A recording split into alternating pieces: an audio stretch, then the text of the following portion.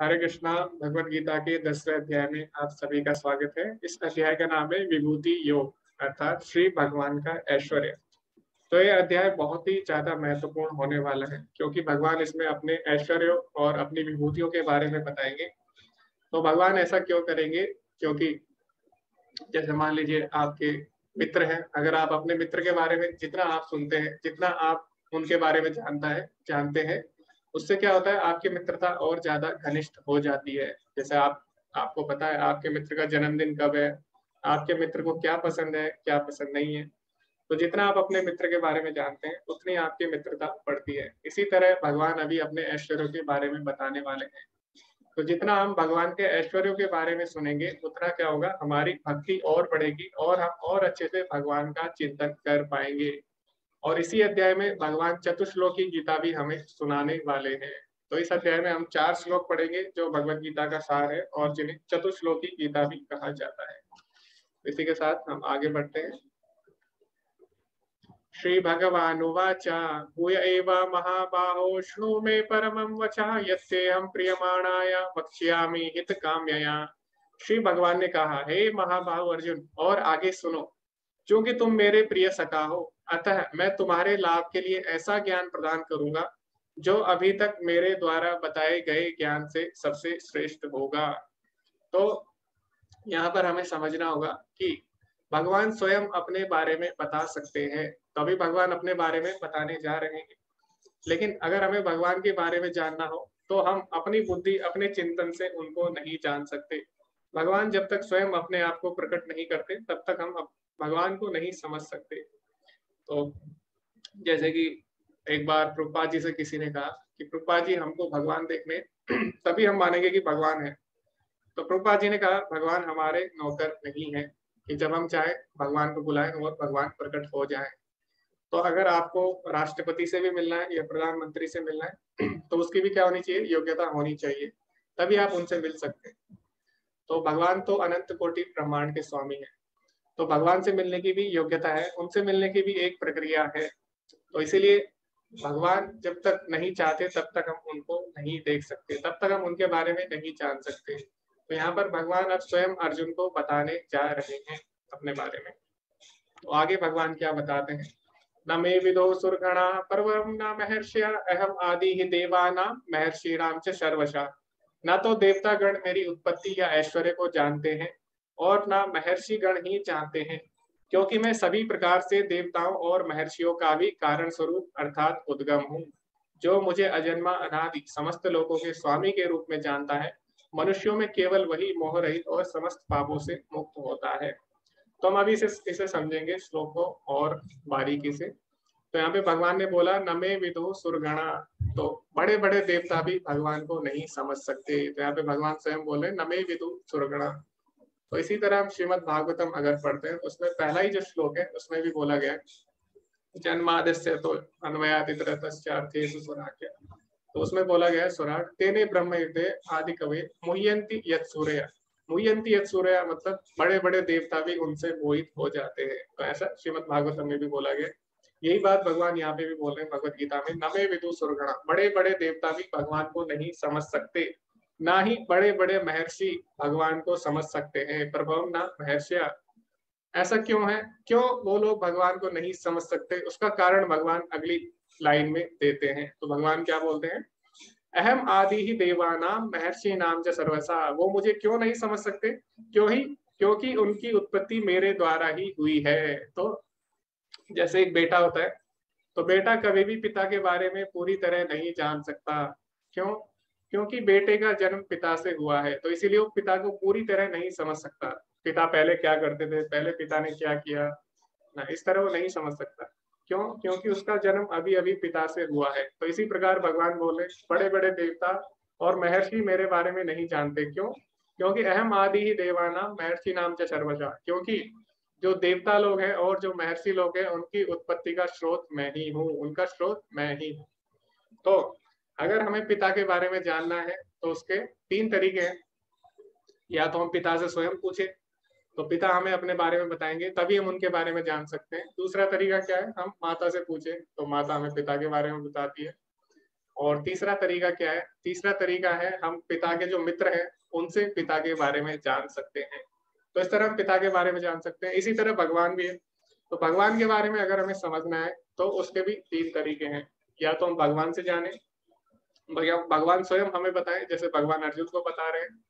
और दूसरा तरीका क्या है? या तो हम शास्त्रों से भगवान के बारे में जाने, जैसे हम माता से पूछते हैं पिता के बारे में, वैसे ही शास्त्र हमें बताते हैं भगवान के बारे में। और तीसरा तरीका क्या था? हम पिता के मित्रों से, जो पिता के सगे संबंधी है, उनसे पिता के बारे में जाने।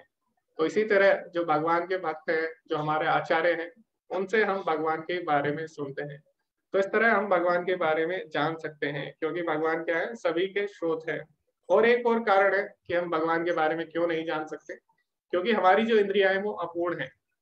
और जैसे हमारी सुनने की भी एक क्षमता है, हमारी देखने की भी एक क्षमता है, हमारी बोलने की भी एक क्षमता है। तो हम दीवार के आर पार नहीं देख सकते, या हम बहुत दूर की चीजें नहीं देख सकते, हम बहुत कम जो आवाज होती है उसको नहीं सुन सकते। तो बहुत चीजें हैं जो हमारी इंद्रियों को अपूर्ण बनाती है। क्योंकि भगवान पूर्ण है और हमारी इंद्रियां अपूर्ण है, तो हम अपूर्ण इंद्रियों से पूर्ण को नहीं समझ सकते। ये भी एक कारण है कि हम भगवान को नहीं समझ सकते। और भगवान को हम अपनी इच्छा से नहीं देख सकते। जैसे कि मान लीजिए सूर्य है, अब कोई व्यक्ति सोचे कि मैं रात को मुझे सूर्य देखना है, तो क्या वो सूर्य को देख सकता है? नहीं देख सकता। तो भले ही वो कितनी भी बड़ी टॉर्च बना ले, लेकिन रात को सूर्य को नहीं देख सकता। तो सूर्य को कब देख सकता है? सुबह, जब सूर्य अपनी मर्जी से आएगा, तब वो सूर्य के प्रकाश से सूर्य को देख सकता है। तो इसी तरह भगवान भी है। भगवान को हम अपनी बुद्धि से, अपने मन से नहीं देख सकते। तो जब तक भगवान स्वयं अपने आप को प्रकट नहीं करते, तब तक हम उनको नहीं देख सकते। और भगवान किनको प्रकट करते हैं? भगवान भक्तों को ही अपने बारे में बताते हैं। और जो मूर्ख लोग होते हैं, भगवान क्या बोलते हैं? ना हम प्रकाश सर्वस्या योग माया समावृता मूढ़ो अयम ना भी जानाति लोको मामजमव्ययम। ना हम प्रकाशा सर्वस्या, भगवान बोलते हैं मैं सबके लिए प्रकट नहीं हूँ। मूढ़ो अयम ना भी जानाति, मूर्ख लोग मुझे बिल्कुल नहीं समझ सकते। तो भगवान किसको प्रकट करते हैं? अपने आप को भक्तों के सामने ही प्रकट करते हैं। तो बड़े बड़े देवी देवता मोहित हो जाते हैं। जैसे ब्रह्मा जी हैं, तो ब्रह्म विमोहन लीला में क्या होता है? आपने सुना होगा, ब्रह्म विमोहन लीला हुई थी। तो उसमें भगवान अपने मित्रों के साथ थे और अपने मित्रों का जूठा खा रहे थे और उनको भी अपना खाना खिला रहे थे। तो जब ब्रह्मा जी ने ये देखा, तो ब्रह्मा जी सोचते हैं ये भगवान कैसे हो सकते हैं, क्योंकि भगवान तो अनंत कोटि ब्रह्मांड के नायक है, वो किसी का जूठा क्यों खाएंगे? उनका तो इतना ऐश्वर्य है कि सारे देवी देवता उनके आगे सिर झुकाते हैं, उनको प्रणाम करते हैं। और जो लक्ष्मी है उनकी सेवा करती है, चरण सेवा करती है। तो इतने बड़े होते हुए भगवान एक ग्वाल बाल का जूठा क्यों खाएंगे? इन ग्वालों का जूठा क्यों खाएंगे? तो इस प्रकार ब्रह्मा जी जब देखते हैं तो वो मोहित हो जाते हैं। इसी तरह इंद्र भी हैं, इंद्र भी मोहित हो जाते हैं। तो इस तरह भगवान लीला करते हैं। और भगवान जब अपने भक्तों के साथ होते हैं, तो जो बाकी लोग हैं वो इस बात को नहीं समझ सकते, वो इससे मोहित हो जाते हैं। और भगवान आगे क्या बोल रहे हैं? जो मुझे अजन्मा अनादि समस्त लोगों के स्वामी के रूप में जानता है, मनुष्यों में केवल वही मोह रहित होता है। तो कई लोग सोचते हैं कृष्ण का जन्म हुआ, हमारा भी जन्म हुआ, तो कृष्ण भी हमारी तरह मनुष्य है। तो ऐसा नहीं है, इस पे हम पहले भी चर्चा कर चुके हैं। तो भगवान को अगर जन्म लेना है तो भगवान खंबे से भी प्रकट हो सकते हैं, जैसे नरसिंह देव है। लेकिन भगवान क्यों देवकी के गर्भ से जन्म ग्रहण करते हैं? उनको आनंद देने के लिए, उनके साथ वात्सल्य रस का आदान प्रदान करने के लिए। तो इसीलिए भगवान बोलते हैं जन्म कर्म च मे दिव्यम, मेरे जन्म और कर्म दोनों दिव्य हैं। तो भगवान यहाँ पे यही बोलते हैं, जो मुझे अजन्मा अनादि समस्त लोगों का स्वामी जानता है, वही मोह रहित होता है। अभी आगे भगवान बोलते हैं महर्षि पूर्वा सत्य चत्वारो मनवस्तथा मत भाव मानसा जाता येषाम लोका इमा प्रजा। यानी सप्त ऋषिगण तथा उनसे भी पूर्व 4 अन्य महर्षि एवं सारे मनु अर्थात मानव जाति के पूर्वज सब मेरे मन से उत्पन्न, यानी मेरी इच्छा से उत्पन्न होते हैं। और विभिन्न लोकों में निवास करने वाले सारे जीव उन्हीं से अवतरित होते हैं। तो कई लोग मानते हैं कि हम लोग बंदरों से आए, लेकिन भगवान बोलते हैं ऐसा नहीं है, हम लोग बंदरों से नहीं आए, हम लोग किससे आए? ऋषि मुनियों से आए हैं। तो भगवान बोले मेरी इच्छा से ही सप्त ऋषि प्रकट होते हैं, और उन्हीं से फिर 4 ऋषि भी आते हैं। 4 जो ब्रह्मा जी के 4 मानस पुत्र हैं वो भी आते हैं भगवान की इच्छा से। और भगवान बोलते हैं फिर जो मनु है, यानी मानव जाति के पूर्वज, वो भी भगवान की इच्छा से आते हैं। उन्हीं से फिर मानव जाति आगे बढ़ती है। तो हम लोग बंदरों से नहीं आए, हम लोग किससे आए हैं? ऋषि मुनियों से आए हैं। भगवान यहाँ पे यही बात बोल रहे हैं। तो जैसे कई लोग बोलते हैं अपने आप जीवन आया, अपने आप आगे बढ़ा, लेकिन ऐसा नहीं है। कोई भी चीज होती है उसके पीछे कोई ना कोई एक बुद्धि होती है, कोई ना कोई कारण होता है। तो जैसे अगर आप घर में जाते हैं कभी, तो घर में हम देखते हैं खाना बना हुआ है, तो खाना अगर बना हुआ है इतना स्वादिष्ट, तो उसके पीछे कोई ना कोई होगा, किसी ना किसी ने उसको बनाया होगा। इसी प्रकार हम लोग आ रहे हैं, हमारी मानव जाति आगे बढ़ी है, तो सारी चीजें व्यवस्थित तरीके से हो रही है, तो इसके पीछे कोई ना कोई बुद्धि होगी, कोई ना कोई कारण होगा। वो कारण कौन है? भगवान है। तो भगवान ने ही सप्त ऋषि बनाए, और फिर मनु, और फिर चार जो कुमार हैं ब्रह्मा जी के पुत्र, सनक, सनत, सनातन और सनत कुमार। और इस प्रकार भगवान ने सप्त ऋषियों को भी बनाया। तो ये जो सप्त ऋषि है ये हर मनवांतर में बदलते रहते हैं। तो सप्त ऋषि कौन से हैं? वशिष्ठ, कश्यप, अत्रि, जामादाग्नि, गौतम, विश्वामित्र, भारद्वाज। तो इन्हीं से क्या हुआ? हमारा वंश आगे बढ़ा, इन्हीं से मानव जाति आती है। तो भगवान बोले ये सब मेरी इच्छा से ही प्रकट होते हैं। एताम विभूतिम योगम च माम यो वेति तत्तथा स्वकल्पेन योगेन युञ्जते नात्र संशया। जो मेरे इस ऐश्वर्य तथा योग से पूर्णतया आश्वस्त है, वह मेरी अनन्य भक्ति में तत्पर होता है, इसमें तनिक भी संदेह नहीं है। तो जो भगवान के बारे में जानेगा और जानेगा कि भगवान ही समस्त लोगों के स्वामी हैं, तो स्वाभाविक रूप से वो भगवान का सेवक बन जाएगा। जब हम भगवान को स्वामी के रूप में, जब हम उनको स्वामी के रूप में जानेंगे, उनकी शरणागति लेंगे, तो हम प्राकृतिक तरीके से उनके सेवक बन जाएंगे और उनकी भक्ति करेंगे। अभी जो आगे भगवत गीता के श्लोक है, ये चार श्लोक अभी जो हम बोलने वाले हैं, ये 8वां, 9वां, 10वां, 11वां, इनको चतुश्लोकी गीता भी कहा जाता है। तो अगर आपको भगवत गीता का सार 4 श्लोकों में समझाना है, तो आप इन श्लोकों से समझा सकते हैं। क्योंकि भगवत गीता क्या है? भगवत गीता है भगवान के बारे में, भक्तों के बारे में और भक्ति के बारे में। तो जैसे अगर दो व्यापारी मिलेंगे तो किसकी चर्चा करेंगे? व्यापार की चर्चा करेंगे। दो चोर अगर मिलते हैं आपस में तो चोरी की चर्चा करेंगे, ठीक है। इसी तरह जब भगवान और भगवान के भक्त मिलेंगे तो आपस में भक्ति की चर्चा करेंगे। तो भगवत गीता क्या है? भगवत गीता भगवान और उनके भक्तों के बीच चर्चा है। तो भगवत गीता में क्या चर्चा हुई है? मुख्यतः भक्ति की ही चर्चा हुई है। तो इसीलिए अगर हमें भगवान और भक्त और भक्ति के बारे में समझना है तो 4 श्लोकों से हम समझ सकते हैं। तो अभी हम चतुश्लोकी भगवत गीता पढ़ने वाले हैं। तो सबसे पहला श्लोक कौन सा है चतुश्लोकी गीता का? सबसे पहले श्लोक में हमें भगवान के बारे में पता लगता है। तो भगवान बताते हैं अपने बारे में, अहम सर्वस्य प्रभवो मत्तः सर्वं प्रवर्तते इति मत्वा भजन्ते मां बुधा भाव समन्विता। मैं समस्त आध्यात्मिक तथा भौतिक जगतों का कारण हूँ। प्रत्येक वस्तु मुझसे ही उद्भूत है। जो बुद्धिमान यह भली बात जानते हैं, वे मेरी प्रेमा भक्ति में लगते हैं तथा हृदय से पूरी तरह मेरी पूजा में तत्पर होते हैं। तो न केवल भौतिक जगत बल्कि आध्यात्मिक जगत के भी कारण स्वरूप भगवान है। अहम सर्वस्य प्रभवो, भगवान ही समस्त कारणों के कारण है। जैसा कि ब्रह्म संहिता में भी आता है, ईश्वर परमा कृष्ण सच्चिदानंद विग्रह। तो परम ईश्वर कौन है? भगवान श्री कृष्ण है, ठीक है। तो अनादिरादिर गोविंदा सर्व कारण कारणम, वो क्या है? सभी कारणों के कारण है। तो यही बात इसमें भगवान बोले, अहम सर्वस्य प्रभो। तो जितनी भी सृष्टि है, चाहे वो भौतिक सृष्टि हो आध्यात्मिक सृष्टि, सबके कारण स्वरूप भगवान ही हैं। और जो भगवान के भक्त होते हैं वो क्या होते हैं? बुधा, बुद्धिमान होते हैं। क्यों? क्योंकि वो इस बात को जानते हैं और भगवान की सेवा करते हैं। भजन्ते मां, भगवान इसमें अपने बारे में बताते हैं। अभी पहले श्लोक में भगवान अपने बारे में बताते हैं, उसके बाद जो अगला श्लोक है चतुश्लोकी गीता का, उसमें भगवान अपने भक्तों के बारे में बताते हैं। पहले भगवान के बारे में, अब भगवान के भक्तों के बारे में भगवान बताते हैं। तो भगवान के भक्तों के क्या लक्षण होते हैं? मच्चित्ता मद्गत प्राणा बोधयंता परस्परम कथयंतश्च माम नित्यम तुष्यन्ति च रमन्ति च। मेरे शुद्ध भक्तों के विचार मुझ में वास करते हैं, वे अपना जीवन मेरी सेवा में अर्पित करते हैं और वे एक दूसरे को ज्ञान प्रदान करते हैं तथा मेरे विषय में बातें करते हुए परम संतोष तथा आनंद का अनुभव करते हैं। तो भगवान ने इसमें अपने भक्तों के लक्षण बताए। सबसे पहले मत चित्ता, यानी भगवान के जो भक्त होते हैं उनका मन हमेशा भगवान में लगा रहता है, हमेशा भगवान में लगा रहता है। तो कोई और भी विचार, कोई सांसारिक विचार या कोई गलत विचार उनके मन में आते ही नहीं है।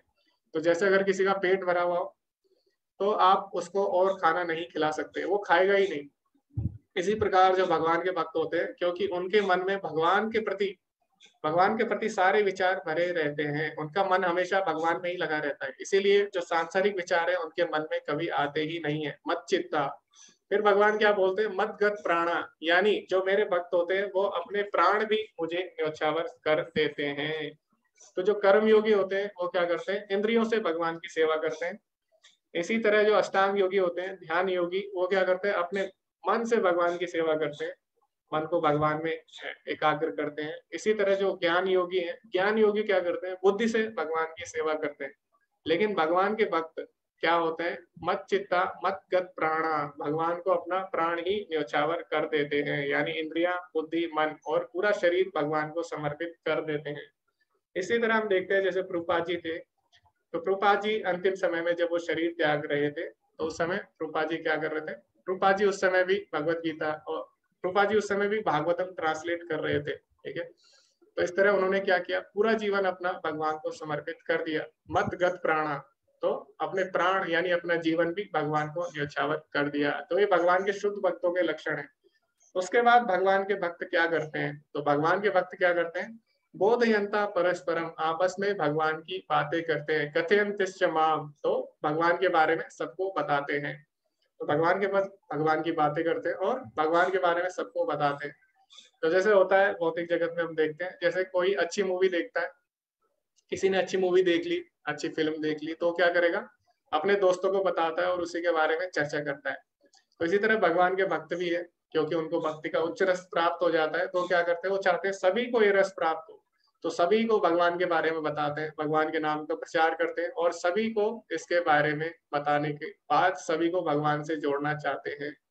तो जैसे अगर किसी ने रसगुल्ला खाया या किसी ने गुलाब जामुन खाया, तो आप किसी को कितना भी बताइए गुलाब जामुन ऐसा होता है, गुलाब जामुन का स्वाद ऐसा होता है, वो समझ नहीं पाएगा जब तक वो खुद उसको नहीं खा लेता। इसी प्रकार भगवान की भक्ति भी है। तो भगवान की भक्ति में भगवान के भक्त चाहते हैं कि सभी इससे जुड़े और इसका आनंद ले, इसीलिए भगवान के भक्त क्या करते हैं? सभी को इसके बारे में बताते हैं। कथयंतश्च माम नित्यम, हमेशा भगवान के बारे में चर्चा करते हैं। तो प्रभुपाद जी ने क्या किया? प्रभुपाद जी ने भी यही किया, भगवान के नाम की चर्चा की। प्रभुपाद जी चाहते तो वृंदावन में रह सकते थे आराम से, लेकिन उन्होंने क्या किया? उन्होंने बहुत सारे रिस्क लिए, बहुत सारी चुनौतियों का सामना किया और भगवान के नाम का प्रचार किया। तो ये भगवान के भक्तों के लक्षण है। वो क्या करते हैं? आपस में भगवान की बातें करते हैं और सभी को भगवान के नाम के बारे में, भगवान के गुण के बारे में, भगवान की शिक्षाओं के बारे में सभी को बताते हैं। और आगे भगवान क्या बोलते हैं? तुष्यंती चा रमंती चा, इससे उनको संतुष्टि मिलती है, और रमंती चा, इसमें उनको बहुत ज्यादा आनंद प्राप्त होता है। तो ऐसा नहीं है भगवान के भक्ति ये सब मजबूरी में कर रहे हैं या डर के कारण कर रहे हैं या उन्हें कुछ चाहिए इसीलिए कर रहे हैं, नहीं। भगवान के भक्तों को इसमें खुशी मिलती है। तुष्यंती चा रमंती चा, इसीलिए वो ऐसा करते हैं। तो यही वास्तव में भक्ति है। इसमें भगवान ने अपने भक्तों के बारे में बताया है। तो एक बार हम सुनते हैं, प्रभुपाद जी की छोटी सी वीडियो है यहाँ पर, कि किस तरह उन्होंने अनेक लोगों को भगवान के बारे में बताया, उसके हम देखते हैं। हरे कृष्णा कृष्ण कृष्ण हरे हरे, हरे राम राम राम हरे हरे, हरे कृष्ण कृष्ण कृष्ण हरे हरे,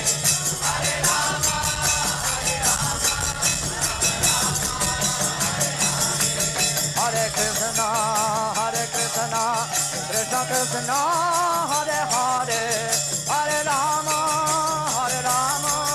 राम राम हरे हरे,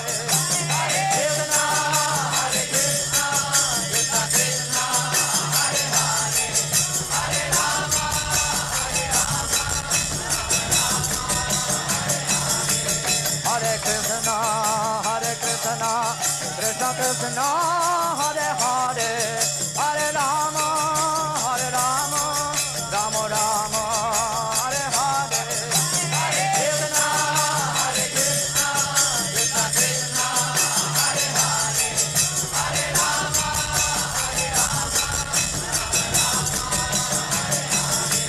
हरे राम हरे कृष्ण कृष्ण कृष्ण हरे हरे, हरे राम राम राम हरे हरे, हरे कृष्ण कृष्ण कृष्ण हरे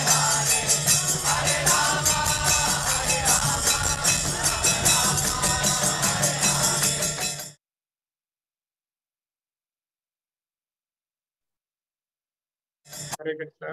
तो इस तरह भगवान के भक्त भगवान के बारे में चर्चा करते हैं, अपना जीवन भगवान को न्यौछावर करते हैं और इसमें परम आनंद का अनुभव करते हैं। तो इस तरह हमने भगवान के बारे में जाना, भगवान के भक्तों के बारे में जाना।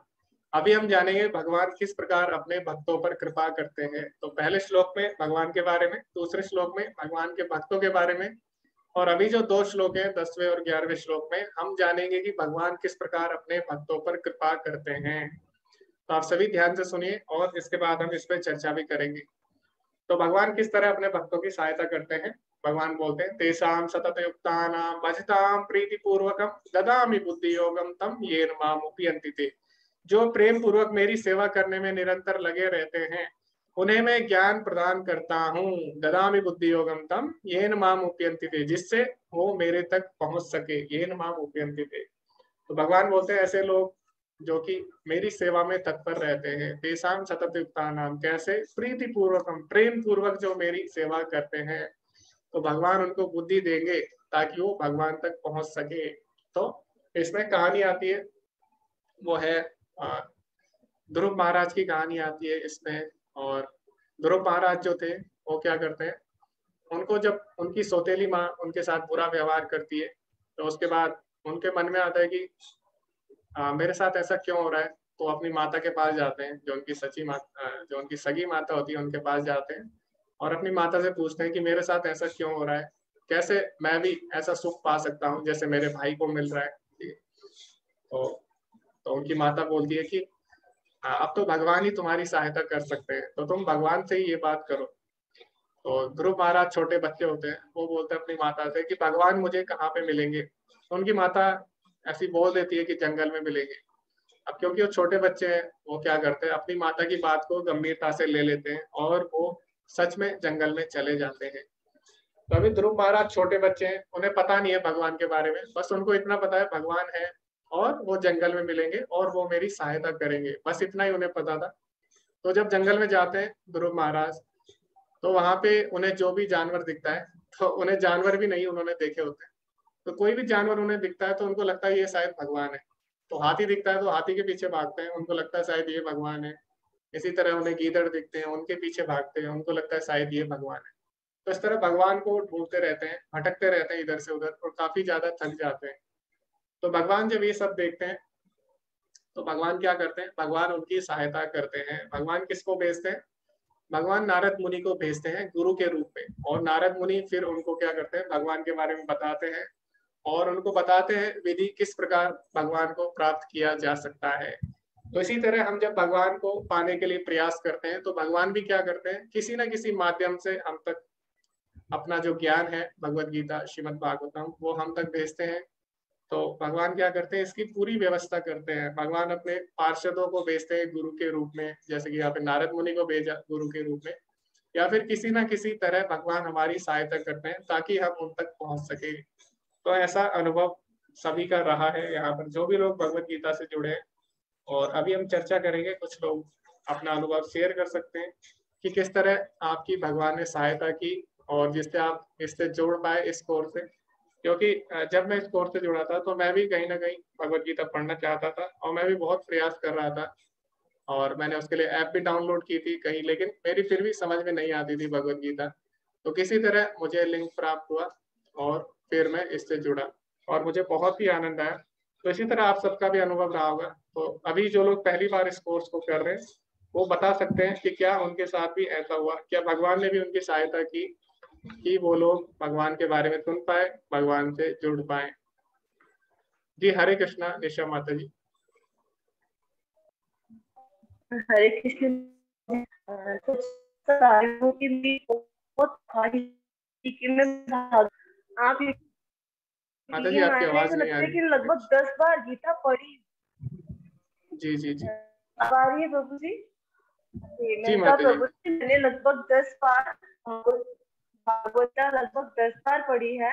और आप यकीन मानिए जब मुझे इस कोर्स के बारे में कहीं देखा तो मुझे लगा कि सच में भगवान जी स्वयं करना मुझे ये उन्होंने लिंक दिया है कि अगर तुम देखना चाहते। जी जी माता जी। हाँ, हरे कृष्णा। आपकी आवाज सही से नहीं आ रही माता जी, लेकिन आपने इतना बताया कि आपने 10 बार भगवत गीता पढ़ी, आपको समझ में नहीं आया, तो जब आपको लिंक मिला तो आपको लगा कि भगवान ने आपकी सहायता की। हरे कृष्णा। राखी माता जी, आपका भी कुछ ऐसा अनुभव रहा है? हरे कृष्णा गुरु जी। जी माता जी। मैंने एक बार मुझे लगता है 5-6 महीना पहले मैंने एक बार और ज्वाइन किया था ग्रुप, लेकिन समय अभाव के कारण मैं क्लास नहीं कर पाई थी।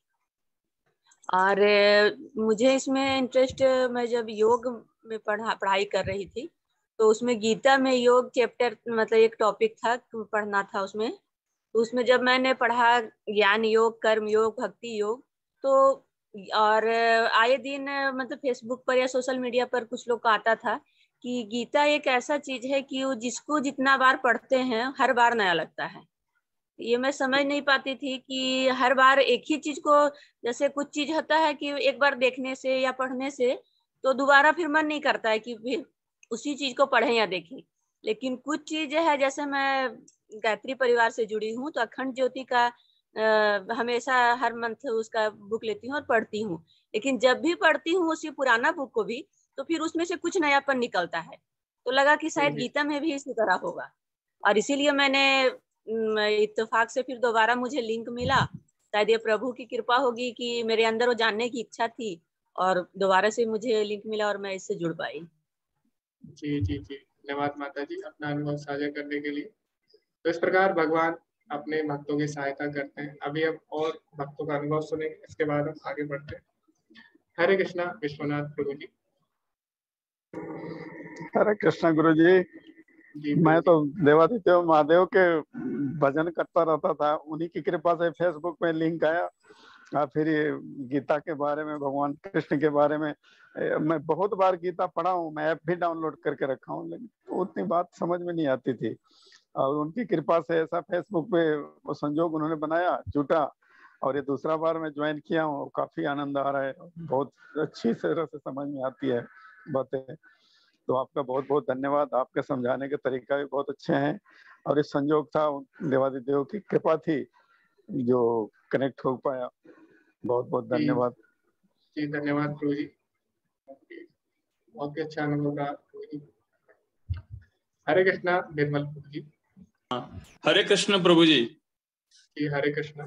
हाँ प्रभु जी, अभी तो मैं वर्तमान में भी यहाँ पर उदयपुर सिटी में रहता हूँ, राजस्थान में, लेकिन जहाँ मेरा गांव है वहां पर मेरे बिल्कुल घर के पास में ही राधा कृष्ण का मंदिर है, ठाकुर जी का। तो जी मैं जी। नित्य वहां पे दर्शन करता था और प्रभु की यूं कृपा रही। और मेरे पिताजी भी अभी दिवंगत हैं, हो गए काफी 10-15-20 साल से। वो कृष्ण के परम भक्त थे। पिताजी बहुत भजन वगैरह किया करते थे। और जी वो जी जी। एक कृपा से फिर मैं कई बार भगवत गीता को मैंने भी समझने का प्रयास किया। गीता प्रेस गोरखपुर वाला जो पुराना एडिशन मेरे पास पड़ा हुआ, कहीं से मुझे मिला था, तो यूं प्रयास किया लेकिन समझ में नहीं आई। अब मैंने भी हर बार यही देखा कि गीता जी अपन जब भी पढ़ते हैं तो कुछ नया मिलता है, लेकिन अब उस श्लोक का अपने लिए उसका इंटरफेरेंस कैसा होगा, अपने लिए कैसे उपयोगी होगी, मुझे कहीं भी समझ में नहीं आई। यूट्यूब से ट्राई किया, लेकिन अभी अब की बार ये लिंक मिला और अब आपसे समझ आओ तो अब मुझे समझ में आ रहा है कि वास्तव में गीता अपने लिए कैसे उपयोगी, उसको पढ़ना कैसे चाहिए। जी जी जी। धन्यवाद प्रभु जी अपना अनुभव साझा करने के लिए। तो अभी हम एक और भक्त का अनुभव लेंगे क्योंकि अभी समय हो रहा है। तो हरे कृष्णा श्वेता माता जी। हरे कृष्णा प्रभु जी। मेरा तो ये शुरू लॉकडाउन में हुआ था, जब मैंने श्रवणम किया भागवतम का। तो उसके बाद मेरे मन में हुआ कि मैं लड्डू गोपाल जी लाऊं घर में। मैं उनको लाई वृंदावन से। उनकी सेवा करते करते एक दिन उन्हीं के वस्त्र लेने के लिए मैं ना जो शॉप में जाती हूँ ना, वहां गई। तो वहां मुझे इस्कॉन के बारे में पता चला और मेरे घर के पास ही उसका केंद्र है। तो मैं पिछले 1 साल से इस्कॉन से जुड़ी हूँ और भागवतम का पठन कर रही हूँ। और काफी कुछ हमारे प्रभु जी ने बताया, जैसे आप बताते हैं। अभी हम वैसे तो दूसरे अध्याय पे ही चल रहे हैं, क्योंकि एक ही श्लोक हो पाता है।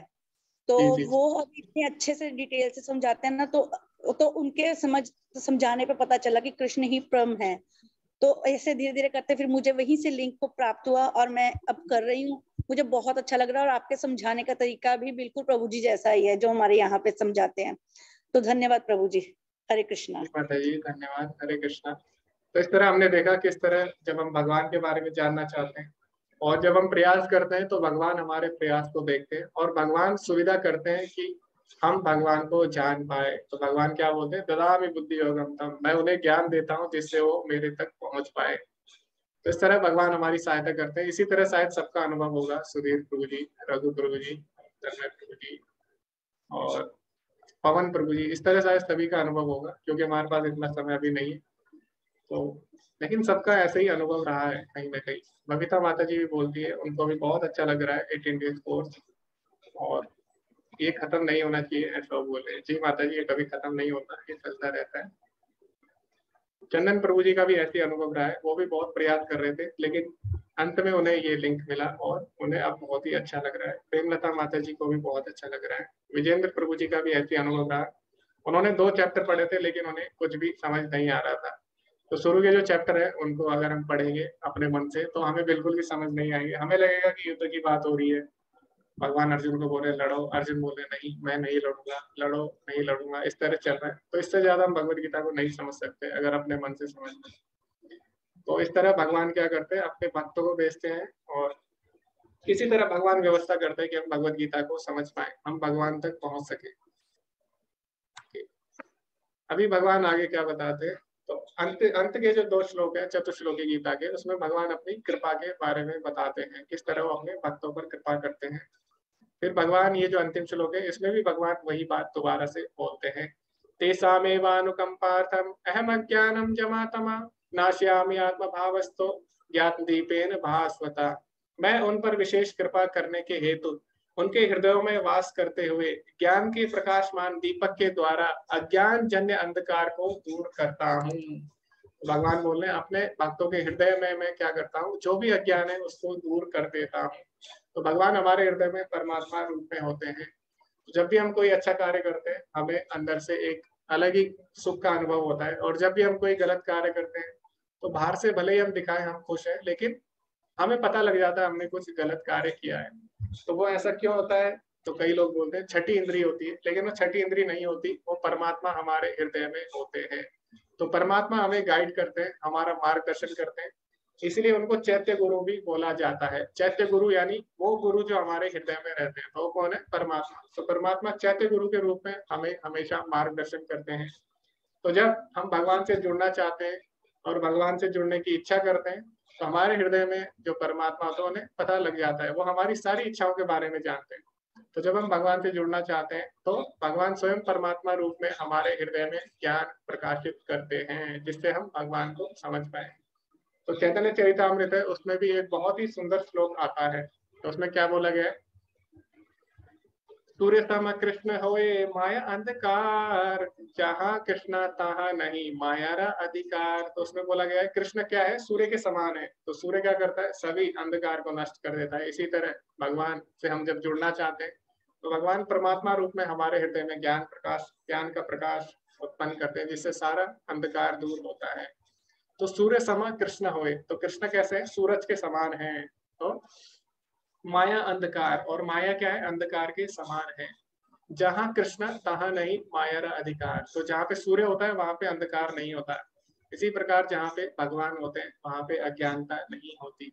तो भगवान क्या करते हैं, जब हमारी इच्छाओं को देखते हैं, हम भगवान से जुड़ना चाहते हैं, तो भगवान ज्ञान रूपी दीपक हमारे हृदय में जलाते हैं और सारे अज्ञान को हर लेते हैं।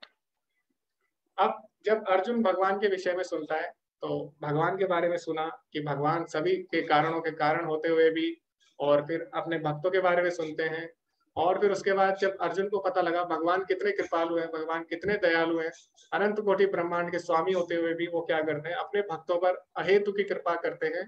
और अपने भक्तों के प्रयासों को जब देखते हैं तो किस तरह उनकी सहायता करते हैं। तो जब इतना कुछ भगवान के बारे में, भगवान के भक्तों के बारे में और भगवान की भक्ति के बारे में अर्जुन सुनता है, तो अर्जुन बहुत ही ज्यादा प्रसन्न होता है। और अर्जुन क्या करता है, जोर से भगवान की स्तुति करता है। तो अर्जुन क्या बोलता है, अर्जुन वाचा परम ब्रह्मा परम धाम पवित्रम परमं भवान पुरुषम शाश्वतम दिव्यम आदिदेवम अजम विभुम आहुस्ताम ऋषयः सर्वे देवर्षि नारदस्तथा असितो देवलो व्यासा स्वयं चैव ब्रवीषि में। तो अर्जुन भगवान की स्तुति करता है भगवान की महानता देखते हुए। अर्जुन ने कहा आप परम भगवान हैं, परम ब्रह्मा। तो जो जीव है, कभी कभी भगवान को भी ब्रह्म बोला जाता है, लेकिन भगवान क्या है, परम ब्रह्म, यानी सभी जीवात्माओं के स्रोत परम ब्रह्म। आप ही परम धाम है, अर्थात आप ही हमारी परम गति है, आप परम पवित्र हैं। तो पवित्रम परमम भवान, पुरुषम शाश्वतम दिव्यम, तो आप कैसे है? शाश्वत पुरुष हैं, दिव्य पुरुष है। तो ऐसा नहीं है भगवान पहले निराकार थे और अभी भगवान ने साकार रूप ले लिया। भगवान कैसे? पुरुषम शाश्वतम, भगवान शाश्वत पुरुष है और दिव्य पुरुष है। ठीक है। उसके बाद आप अजन्मे और महानतम हैं, आदि देवम, यानी आप देवताओं के भी आदि हैं, अजम विभुम, और आप सबसे महान हैं। तो इस प्रकार अर्जुन भगवान की स्तुति करता है जब भगवान की महानता के बारे में अर्जुन को पता लगता है। अभी कोई सोचेगा कि अर्जुन तो कृष्ण का मित्र था, तो हो सकता है जैसे हम करते हैं अपने मित्र की कभी कभी हम झूठी तारीफ कर देते है ना, उसको खुश करने के लिए, उसको प्रसन्न करने के लिए। तो कई लोग होते हैं, कई नास्तिक लोग हैं, वो सोच सकते हैं कि अच्छा अर्जुन तो कृष्ण का मित्र है, इसलिए हो सकता है वो कृष्ण की झूठी तारीफ कर दे, ऐसे भी हो सकता है। लेकिन अर्जुन ऐसा बोलता है कि ऐसा केवल मैं नहीं बोल रहा। अर्जुन बोलता है आहुस्ताम ऋषिया सर्वे, यानी सारे ऋषियों का यही मानना है। देवर्षि नारद तथा, और देवर्षि नारद जो कि सभी ऋषियों में जो सबसे श्रेष्ठ है, देवर्षि नारद, उनका भी यही मानना है। और यहाँ तक कि असित, देवल, व्यास, सारे ऋषियों का यही मत है। तो अर्जुन बोल रहा है कि ना केवल मैं बल्कि सारे जितने भी महान ऋषि है, महान देवता है, सबका यही कहना है। और अर्जुन बोलता है ना सिर्फ उनका बल्कि स्वयं चैव ब्रवीष में, और आज आपने मुझे स्वयं ये बात बता दी है। तो इससे बड़ा प्रमाण और क्या होगा कि भगवान ने स्वयं अपने बारे में बता दिया है। तो इसीलिए अर्जुन क्या करता है? अर्जुन अपने बारे में बताता है और अर्जुन बोल रहा है ना केवल मैं ऐसा बोल रहा हूँ बल्कि सभी का यही मानना है। तो इससे क्या होता है? ये बात और प्रमाणित हो जाती है। तो यही गुरु शिष्य परंपरा का महत्व है। तो इसमें अर्जुन क्या कर रहा है? पूर्ववर्ती जितने भी आचार्य हुए, चाहे अचित हो, देवल हो, व्यास हो, देवर्षि नारद हो, तो बता रहा है इनका भी यही कहना है। तो इसी तरह हमें क्या करना चाहिए? गुरु शिष्य परंपरा में जो ज्ञान आ रहा है उसको यथारूप मानना चाहिए। उससे क्या होता है? क्योंकि वो प्रमाणिक ज्ञान है, वो परंपरा में आ रहा है। तो अर्जुन जब अपनी बात बोलता है तो क्या करता है? गुरु शिष्य परंपरा का प्रमाण देता है।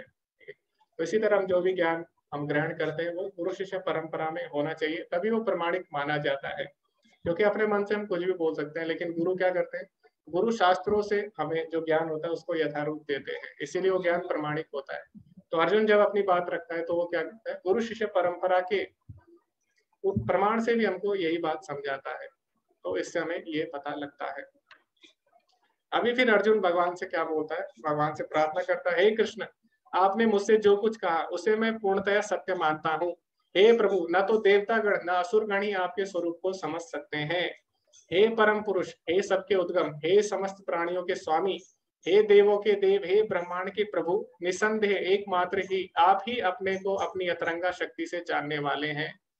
तो अर्जुन बोला जो भी आपने बोला मैं उसे पूर्ण सत्य मानता हूँ और केवल आप ही अपने बारे में बता सकते हैं। तो अगर किसी को किसी के बारे में जानना है तो वही उनको अपने बारे में बता सकता है। किसी और से अगर आप सुनेंगे तो क्या होगा? उतनी अच्छी तरीके से आप नहीं समझ सकते। लेकिन यहाँ पे भगवान स्वयं अर्जुन को अपने बारे में बताते हैं। तो यही बात अर्जुन बोल रहा है कि आप ही केवल अपने आप को जान सकते हैं, इसीलिए आपने मुझे जो भी बोला उसको मैं पूरी तरह सत्य मानता हूँ। हे कृष्ण, हे परम योगी, मैं किस तरह आपका निरंतर चिंतन करूं और आपको कैसे जानूं?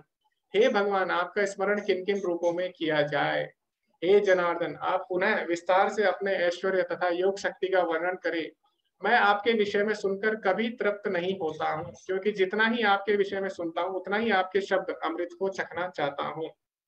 तो अर्जुन भगवान से इतना प्रेम करता है, इतना शुद्ध भक्त है, वो बोला है कि जितना मैं आपके बारे में सुनता हूँ उतना ही और मैं सुनना चाहता हूँ। और आपके जो वचन है कैसे हैं? अमृत की तरह। तो अमृत को जितना भी पियो कम ही लगता है, तो कभी भी तृप्त नहीं होता हूँ। तो यही भगवान के बारे में अर्जुन को होता है। तो जो सांसारिक चीज है उनका क्या होता है? सांसारिक सुख जो होते हैं उनमें जब हम लीन होते हैं तो कुछ समय वो अच्छे लगते हैं, लेकिन बाद में क्या होते हैं? एक समय बाद उनका रस खत्म हो जाता है, उसको हम बार बार नहीं करना चाहते, लेकिन फिर भी क्या करते हैं? अज्ञानता के कारण हम उन्हें बार बार करते हैं। इस तरह हम क्या करते हैं? तो जो श्रीमद् भागवतम में आता है, श्रीमद् भागवतम में बोल रहे हैं जैसे एक ही खाने को बार बार चबाओ तो क्या करेगा? एक समय बाद उससे रस नहीं निकलेगा, आप कितना भी चबा लो उसको। तो इसी तरह सांसारिक सुख है। लेकिन भगवान के विषय में जो बातें हैं वो कैसी है? वो अमृत की तरह है, जितना उनके बारे में सुनो उतना कम होता है। जैसे अभी भी कुछ भक्तों ने अपना अनुभव बताया कि भगवत गीता कितनी भी बार पढ़ लो उन्हें हर बार कुछ न कुछ नया मिलता है। तो जो भगवान के विषय में जो चीजें हैं तो उनमें हमेशा रस रहता है, कभी भी रस खत्म नहीं होता, क्योंकि भगवान क्या है? सभी रसों के सागर है। तो इसीलिए भगवान को रसराज भी बोला जाता है। और जो हमारे वेदांत सूत्र है उसमें भी बोला गया है रसो वैसा, यानी जो भगवान है वो क्या है, रसों के सागर है। तो इसीलिए भगवान के बारे में हम जितना भी सुने उतना ही कम लगता है। तो ये शुद्ध भक्तों के लक्षण है। तो अभी अर्जुन भगवान से बोल रहा है कि किस तरह मैं आपको हमेशा चिंतन कर सकता हूँ, आप मुझे अपने ऐश्वर्य के बारे में बताएं। तो अभी भगवान अपने ऐश्वर्य के बारे में बताना आरंभ करते हैं। तो वैसे तो भगवान का ऐश्वर्य अनंत है, लेकिन भगवान क्या करते हैं, अपने ऐश्वर्य का एक संकेत देते हैं जिससे हम भगवान के ऐश्वर्य को समझ सके। तो मैं आपको उदाहरण देता हूँ। जैसे कि मान लीजिए आप कहीं जाते हैं, किसी शहर में जाते हैं, आप वहाँ पे बहुत बड़ी बिल्डिंग देखते हैं। मान लीजिए आप दुबई में जाते हैं और वहाँ पे आपने बुर्ज खलीफा देखा जो कि बहुत बड़ी बिल्डिंग है। अब आप किसी गांव में आते हैं, वहाँ पे कुछ भी नहीं है, इंटरनेट नहीं है और कुछ भी नहीं है। वहाँ पे आपको बताना है किसी को कि जो आपने बिल्डिंग देखी वो कितनी बड़ी है। तो क्योंकि वहाँ पे कोई बड़ी बिल्डिंग नहीं है, तो आप क्या करोगे, वहाँ पे जो सबसे बड़ी चीज होगी आप उससे समझाओगे कि हाँ जो बिल्डिंग है वो इतनी बड़ी। तो वहाँ पे मान लीजिए कोई सबसे बड़ा पेड़ है, तो आप बोलोगे वो बिल्डिंग इस पेड़ के बराबर है या इस पेड़ से 2 गुनी है या 3 गुनी है, ऐसा आप बोलोगे। तो इसी तरह जो भगवान के ऐश्वर्य है उनकी कोई सीमा नहीं है, वो मात्रा में बहुत अधिक है। लेकिन भगवान यहाँ पे कुछ संकेत देंगे जिससे हम उनके ऐश्वर्य को समझ पाए। तो भगवान क्या संकेत देते हैं, भगवान बोलते हैं आदित्यों में मैं विष्णु हूँ। तो हमें पता है जो आदित्य है उनके पुत्र को आदित्य कहा जाता है, और उसमें से वामन देव भी एक हुए हैं जो कि विष्णु जी के ही अवतार है। इसीलिए भगवान बोलते हैं आदित्य में मैं विष्णु हूँ, सभी नक्षत्रों में मैं चंद्रमा हूँ। तो आकाश में भले ही कितने भी नक्षत्र हो, लेकिन जब तक चांद नहीं होता आकाश में तब तक हम रात को सही से नहीं देख सकते। तो इसीलिए सारे नक्षत्र हैं, और अगर चांद आकाश में नहीं है तो पूरी रात अंधेरी हो जाती है, अंधेरी रात हो जाती है। तो इसीलिए चांद का होना बहुत ही आवश्यक है। चांद क्या है, सभी नक्षत्रों में सबसे श्रेष्ठ है। तो भगवान बोले इसी तरह मैं क्या करता हूँ, जितनी भी प्रकाशमान चीजें हैं, जितनी भी ज्ञान पूर्वक चीजें हैं, उसमें जो सारा ज्ञान आ रहा है वो भगवान से ही आ रहा है। तो इस तरह भगवान बोलते हैं सारे वेदों में भगवान बोले मैं साम वेद हूँ। तो क्यों, क्योंकि सामवेद में भगवान की सुंदर सुंदर स्तुतियां हैं। सारे देवताओं में मैं इंद्र हूँ। तो अभी भगवान का राज्य कैसा है, जैसे कि देवताओं के राजा इंद्र हैं, तो इसी तरह भगवान सारे सारे अनंत कोटि ब्रह्मांड के राजा हैं। भगवान बोले इंद्रियों में मैं मन हूँ, तो मन सारी इंद्रियों को नियंत्रित करता है। इसी तरह भगवान क्या है, ऋषिकेश यानी सारी इंद्रियों के स्वामी हैं। आगे भगवान बोलते हैं जीवित प्राणियों में जीवन शक्ति हूँ, और सभी रुद्रों में मैं शिव हूँ। तो हमें पता है 11 रुद्र हैं और उनमें से एक है शिव। तो भगवान बोल रहे हैं कि सारे रुद्रों में मैं शिव हूँ, क्योंकि सभी में श्रेष्ठ कौन है, सभी रुद्रों में शिव। उसके बाद यक्ष और राक्षसों में मैं कुबेर हूँ। तो यक्ष और राक्षस जितने भी है उसमें सबसे धनवान कौन है, कुबेर। तो सबसे शक्तिशाली और सबसे धनवान व्यक्ति कौन है संसार में, वो भगवान स्वयं है, क्योंकि लक्ष्मी जो धन की देवी है स्वयं भगवान की चरण सेवा करती है। तो अभी भगवान किसके उदाहरण से समझा रहे हैं, कुबेर के उदाहरण से हमें समझा रहे हैं कि उनका ऐश्वर्य कितना है। सभी पुजारियों में मैं बृहस्पति हूँ, सभी सैनिकों में मैं स्कंद हूँ। तो स्कंद किसको बोला जाता है, स्कंद बोला जाता है कार्तिकेय, यानी जो शिव जी के पुत्र है। तो जितने भी सेनापति है उनमें सबसे श्रेष्ठ कौन है, कार्तिकेय है। तो इसी प्रकार युद्ध में सबसे ज्यादा कौशलशाली कौन है, भगवान है। जलाशयों में मैं सागर हूँ, साधुओं में मैं भृगु ऋषि हूँ, ध्वनियों में मैं ओमकार हूँ। तो सारी जितनी भी ध्वनि है सबका मूल क्या है, ओमकार है। इसी प्रकार भगवान सभी के मूल है। जो जितने भी प्रकार के यज्ञ है उसमें मैं पवित्र नाम का जप हूँ। तो यज्ञा नाम जप यज्ञो अस्मि। तो सारे यज्ञों में सबसे श्रेष्ठ कौन सा यज्ञ है, भगवान के नाम का जप। तो इसी तरह भगवान बोले जितने भी यज्ञ है उसमें मैं जप यज्ञ को संबोधित करता हूँ। जितनी भी अचल चीजें है उसमें मैं हिमालय हूँ, जितने भी पेड़ हैं उसमें मैं अश्वत्थ का वृक्ष हूँ, यानी पीपल का पेड़ हूँ। देवताओं में मैं नारद मुनि हूँ, गंधर्वों में मैं चित्ररथ हूँ। तो जो चित्ररथ गंधर्व है उसमें वो बहुत ही अच्छा गंधर्व है, बहुत ही अच्छे से नृत्य कर सकता है और बहुत ही कलाएं वो दिखाता है देवताओं को। तो सबसे ज्यादा जो सबसे ज्यादा टैलेंट जिसमें है गंधर्व में, वो कौन सा है, चित्ररथ। इसी प्रकार जितने भी हाथी है उसमें मैं अहिरावत हूँ। तो अहिरावत हाथी सभी हाथियों में सबसे विशेष है। आगे भगवान बोलते हैं पुरुषों में मैं सम्राट हूँ, हथियारों में मैं वज्र हूँ इंद्र का, गायों में मैं सुरभि गाय हूँ। तो गाय क्या करती है, गाय हमें एक सीमित मात्रा में दूध दे सकती है, लेकिन जो सुरभि गाय है वो हमें अनंत मात्रा में दूध दे सकती है। तो इसी प्रकार जो भगवान है वो अनंत मात्रा में हमको भौतिक या आध्यात्मिक सुख प्रदान कर सकते हैं। तो इसीलिए भगवान क्या करते हैं, अपने को अपनी तुलना सुरभि गाय से करते हैं। सभी सांपों में मैं वसुकी हूँ, नागों में मैं अनंत हूँ, और कानूनों के रक्षकों में मैं यमराज हूँ। तो जितने भी व्यक्ति गलत काम करते हैं तो हो सकता है इस कानून से बच जाए, यहाँ पे किसी को पता ना लगे कि आपने गलत काम किया।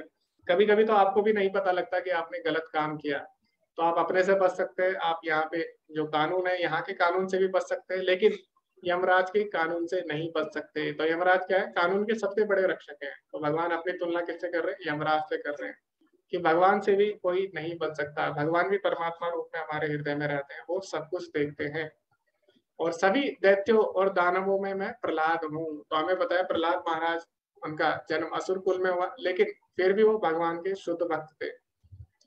जितने भी वश में करने वाली वस्तु है सभी में मैं समय हूँ। तो समय को कोई भी वश में नहीं कर सकता, भले कोई कितना भी शक्तिशाली हो। तो इसी प्रकार भगवान को भी कोई वश में नहीं कर सकता। तो इसीलिए भगवान अपनी तुलना समय से करते हैं। भगवान बोलते हैं जानवरों में मैं सिंह हूँ। तो जो शेर है वो उसको जंगल का राजा भी बोला जाता है। तो शेर क्या होता है? सबसे शक्तिशाली होता है सभी जानवरों में, ठीक है। तो इसीलिए भगवान क्या बोले? सभी जानवरों में मैं सिंह हूँ। तो भगवान यहाँ पे अपनी तुलना कर रहे हैं। इसका मतलब ये नहीं है कि भगवान की शेर जो है वो भगवान है। तो कई लोग सोचेंगे कि भगवान ने भगवत गीता में बोला है कि सही सभी जानवरों में मैं शेर हूँ। तो ऐसा नहीं करना हमें कि हम अगले दिन जंगल में जाए और हम शेर के आगे पहुंच जाए धूप बत्ती लेके, अगरबत्ती लेके। ऐसा नहीं करना, क्योंकि ऐसा हम करेंगे तो शेर क्या करेगा? हमें खा जाएगा। तो भगवान यहाँ पे अपनी तुलना कर रहे हैं अपने ऐश्वर्य की। तो इसका मतलब ये नहीं है कि शेर भगवान है, ठीक है। इसी प्रकार भगवान बोले सारे पक्षियों में मैं गरुड़ हूँ, और सारे शोधक शुद्ध करने वाली जितनी भी वस्तुएं हैं उनमें मैं वायु हूँ, हवा हूँ। मछलियों में मैं शार्क हूँ। तो सेम वही बात यहाँ पर भी लागू होती है कि भगवान बोले मछलियों में मैं शार्क हूँ। तो इसका मतलब ये नहीं है कि हम शार्क के आगे चले जाए, ठीक है, और उसकी पूजा करने लग जाए। भगवान क्या कर रहे हैं? अपनी शक्ति, अपनी ऐश्वर्य की यहाँ पर तुलना करा रहे हैं। इसी प्रकार सभी बहती नदियों में सबसे पवित्र नदी कौन है? गंगा नदी। तो भगवान बोल रहे हैं सभी नदियों में मैं गंगा हूँ, जाह्नवी। सभी रचना में शुरुआत, अंत और मध्य भी मैं हूँ। सारे विज्ञानों में मैं आध्यात्मिक विज्ञान हूँ। तो जितना भी ज्ञान है वो हमें जन्म मृत्यु के चक्कर से बाहर नहीं निकाल सकता, वो केवल आध्यात्मिक ज्ञान ही निकाल सकता है। इसीलिए आध्यात्मिक ज्ञान सबसे श्रेष्ठ है। तो इसी प्रकार भगवान भी सबसे श्रेष्ठ है। जितने तर्क है उसमें मैं निर्णायक सत्य हूँ। जितने भी अक्षर है उसमें मैं आ या एक हूँ। तो हम देखते हैं जितने भी अक्षर है वो आ के बिना अधूरे हैं। आकार, जैसे हम माँ बोलते हैं तो माँ में भी क्या आता है? माँ आ, ऐसे आता है, माँ प्लस आ, है ना। और अगर हम कोई भी शब्द बोलते हैं तो वो आ के बिना अधूरा है, आकार के बिना वो अधूरा माना जाता है। तो आ के बिना किसी शब्द का अस्तित्व नहीं है। इसी प्रकार भगवान के बिना भी किसी का अस्तित्व नहीं है। जितने भी निर्माता है उसमें मैं ब्रह्मा हूँ। तो हम देखते हैं, हम मानते हैं कि जिसने ये चीजें बनाई, जैसे हम मोबाइल जब देखते हैं तो हम सोचते हैं कि ये मोबाइल जिसने बनाया वो कितना श्रेष्ठ होगा, हम ऐसा सोचते हैं कि इसमें कितनी सारी चीजें हैं। इसी प्रकार जिसने बड़ी बड़ी बिल्डिंगें बनाई, हम देखते हैं बड़ी बड़ी ट्रेन, बड़े बड़े हवाई जहाज, तो हम सोच रहे हैं कितना श्रेष्ठ होगा इसका निर्माता। लेकिन सबसे श्रेष्ठ निर्माता तो वही है जिसने की पूरी सृष्टि को बनाया है। तो पूरी सृष्टि की रचना कौन करते हैं? ब्रह्मा जी करते हैं, भगवान से प्रेरित होकर। तो सबसे बड़े निर्माता कौन है? ब्रह्मा जी हैं। तो भगवान बोले सभी निर्माताओं में मैं ब्रह्मा हूँ। तो इस प्रकार भगवान अपने ऐश्वर्य को बताते हैं। और सभी ऋतुओं में मैं वसंत ऋतु हूँ। तो जो सर्दी होती है तो सर्दी में हम सोचते हैं कि गर्मी कब आएगी, और गर्मी में हम सोचते हैं कि सर्दी कब आएगी। तो जैसे आजकल गर्मी है तो हम सोचते हैं सर्दी कब आएगी। तो इस प्रकार गर्मी भी हमें परेशान करती है, सर्दी भी हमें परेशान करती है। लेकिन जब वसंत ऋतु आती है तो उसमें क्या होता है? ना सर्दी होती है ना गर्मी होती है, उसमें बहुत ही अच्छा मौसम होता है, चारों तरफ फूल खिले रहते हैं, और कोई नहीं बोलता कि वसंत ऋतु कब जाएगी। तो वसंत ऋतु क्या है? सभी को आनंद देने वाली है। इसी प्रकार भगवान क्या है? भगवान भी वसंत ऋतु की तरह है। तो भगवान भी हमें आनंद प्रदान करने वाले हैं। सारे छल में मैं जुआ हूँ, सभी बलवानों का मैं बल हूँ, और वृष्णि वंशों में मैं वासुदेव हूँ। तो जो कृष्ण है या जो बलराम है वो किस में आते हैं? वृष्णि वंश में आते हैं। जो वृष्णि थे इनके पूर्वज थे। जैसे राम जी है, राम जी रघुवंश में आते हैं। क्यों? क्योंकि उनके पूर्वज रघु थे। इसी प्रकार जब कृष्ण और बलराम जी है उन्होंने वृष्णि वंश में जन्म लिया। तो यहाँ पे जो बलराम जी वो भी भगवान के विस्तार है, तो उनको भी वासुदेव बोला जाता है। वासुदेव मतलब वसुदेव के पुत्र। तो यहाँ पे भगवान बोले जो बलराम जी हैं वो भी मैं ही हूँ वृष्णिवंशियों में। पांडवों में मैं अर्जुन हूँ, साधुओं में मैं व्यासदेव हूँ, सभी रहस्यों में मैं शांति हूँ। तो सबसे ज्यादा रहस्यमय व्यक्ति कौन होता है? जो शांत रहता है, वो कुछ नहीं बोलता।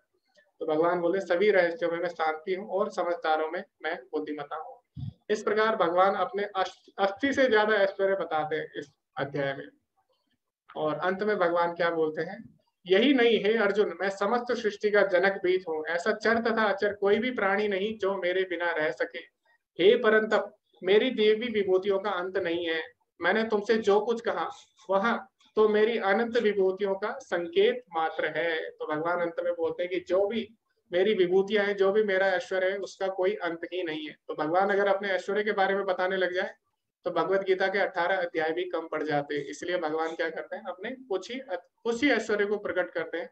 और भगवान बोल रहे हैं जो मैंने तुमको ऐश्वर्य बताया वो क्या है, उनके केवल एक संकेत मात्र है, केवल उनके एक अंश मात्र है। यानी भगवान के ऐश्वर्य को बताना, क्योंकि भगवान के ऐश्वर्य असीमित है, इसीलिए भगवान ने क्या किया, भगवान ने जो श्रेष्ठ चीज है उनसे भगवान ने अपने ऐश्वर्य की तुलना की, क्योंकि भगवान के ऐश्वर्य की तुलना नहीं हो सकती। इसलिए भगवान बोले जो मैंने तुम्हें बताया वो केवल मेरे ऐश्वर्य का एक संकेत मात्र है। वास्तव में भगवान के ऐश्वर्य इससे कहीं ज्यादा है। भगवान बोलते हैं यद यद विभूति मत सत्वम श्रीमत ऊर्जितमेव वा तत्तत्तेवागच्छत्वम मम तेजोंश संभवा। तुम जान लो कि सारा ऐश्वर्य, सौंदर्य तथा तेजस्वी सृष्टियां मेरे तेज के एक स्फुलिंग मात्र से उद्भूत है, तेजो अंश संभवा। तो भगवान बोले जो भी मैंने बताया वो क्या है, मेरे ऐश्वर्य का एक केवल अंश मात्र है। तो इस प्रकार भगवान बोलते हैं अथवा बहुनेतेन किं ज्ञातेन तवार्जुन विष्टप्याहमदं कृतस्नम एकांशेन स्थितो जगत। किंतु हे अर्जुन, इस सारे विशद ज्ञान की आवश्यकता क्या है, मैं तो अपने एक अंश मात्र से संपूर्ण ब्रह्मांड में व्याप्त होकर इसको धारण करता हूँ। भगवान ने साफ साफ बोल दिया कि जो भी ऐश्वर्य है, जो भी मैंने तुम्हें बताया ब्रह्मांड में, वो क्या है, वो मेरे ऐश्वर्य का केवल एक अंश मात्र है, और मैं केवल एक अपने अंश से ही इस पूरे ब्रह्मांड को चला सकता हूँ। तो भगवान की शक्ति असीमित है। तो भगवान ने अपने आप को समझाने के लिए कि हम भगवान की शक्ति के बारे में जान सके, उसका केवल एक संकेत मात्र हमें इस अध्याय में दिया। तो इसी के साथ ये अध्याय समाप्त होता है। और इससे हमें पता लगा आज के अध्याय में कि भगवान ने बोला अहम सर्वस्व प्रभु, यानी भगवान वास्तव में सभी के स्वामी हैं। और अंत में प्रभुपाद जी इसमें क्या बोलते हैं, भगवान अपने अंश के विस्तार से परमात्मा रूप में सर्वव्यापी हैं, जो हर विद्यमान वस्तु में प्रवेश करते हैं। अतः शुद्ध भक्त पूर्ण भक्ति में कृष्ण भावनामृत में अपने मनों को एकाग्र करते हैं। तो भगवान ने साफ साफ बोल दिया, भगवान अपने अंश रूप में इस पृथ्वी का पालन करते हैं, और जितने भी ऐश्वर्य हैं वो भगवान के अंश मात्र हैं। अतः शुद्ध भक्त पूर्ण भक्ति में कृष्ण भावनामृत में अपने मन को लगाते हैं। इस प्रकार हम देखते हैं, जो भी चीजें हम देख रहे हैं, जो भी ऐश्वर्य हम देखते हैं, तो हम समझ सकते हैं कि ये भगवान का एक अंश मात्र है, और उससे हम भगवान का स्मरण कर सकते हैं। तो जैसे एक बार हुआ, तो एक बार एक व्यक्ति था, तो फूलों को देख रहा था, तो वो सोचता है कि ये फूल कितने सुंदर है। तो इस प्रकार वो सोचता रहता है। तो दूसरा व्यक्ति उसके पास आता है, वो बोलता है कि अगर फूल इतने सुंदर है तो जिसने इन फूलों को बनाया होगा वो कितना सुंदर होगा। तो इसी तरह हमें समझना चाहिए, जो भी ऐश्वर्य हम संसार में देखते हैं तो वो इतने सुंदर है, तो जिसने उन्हें बनाया होगा वो कितना सुंदर होगा, यानी भगवान कितने सुंदर होंगे। तो जितने भी ऐश्वर्य हम इस संसार में देख रहे हैं वो केवल भगवान के ऐश्वर्य के एक अंश मात्र है। तो जब भी हम कोई ऐश्वर्य देखते हैं, कोई भी हम अच्छी चीज देखते हैं, तो उससे हमें भगवान का स्मरण हो जाना चाहिए। इसीलिए भगवान ने क्या किया, इस अध्याय में अपनी विभूतियों के बारे में हमें बताया, ताकि हम भगवान का और अच्छे से चिंतन कर सके। इस अध्याय में श्लोक 8 से लेकर 11 तक कृष्ण की भक्ति तथा पूजा का स्पष्ट संकेत देते हैं। तो 8 से 11 तक हमने देखा चतुश्लोकी गीता, भगवान के बारे में, उनके भक्तों के बारे में, और भगवान किस प्रकार अपने भक्तों पर कृपा करते हैं। शुद्ध भक्ति की यही विधि है। इस अध्याय में इसकी भली भांति व्याख्या की गई है।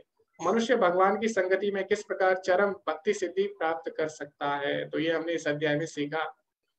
तो एक बार हम चर्चा करेंगे दोबारा से, एक सारांश हम पढ़ेंगे इस अध्याय का।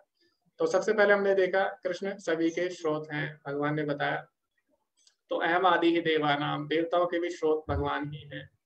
शुद्ध भक्ति भगवत गीता का सार है, ये हमने कहा देखा, ये हमने देखा चतुश्लोकी गीता में। अर्जुन ने कृष्ण के सर्वोच्च पद को स्वीकार किया, तो अर्जुन ने भी इस बात को दोहराया कि आप ही परम भगवान हैं। और अर्जुन ने फिर क्या किया, अर्जुन ने बाकी सारे जो देवतागण हैं, जो ऋषि हैं, उनकी भी बात को बताया।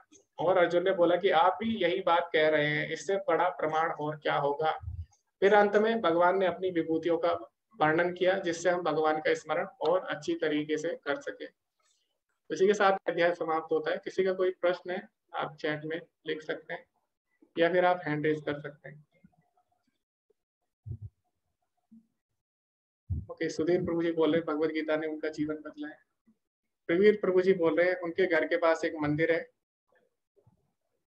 वो प्रसाद को खाते हैं और कुछ लोग इसका विरोध करते हैं। ओके प्रभु जी, आपको किसी को समझाने की आवश्यकता नहीं है, आप प्रसाद खाते हैं, इसमें अच्छी बात है। और विरोध करने वाले हमेशा रहते हैं, जैसे कि हम देखते हैं विभीषण है, उनके परिवार में उनके भाई विरोध करते थे।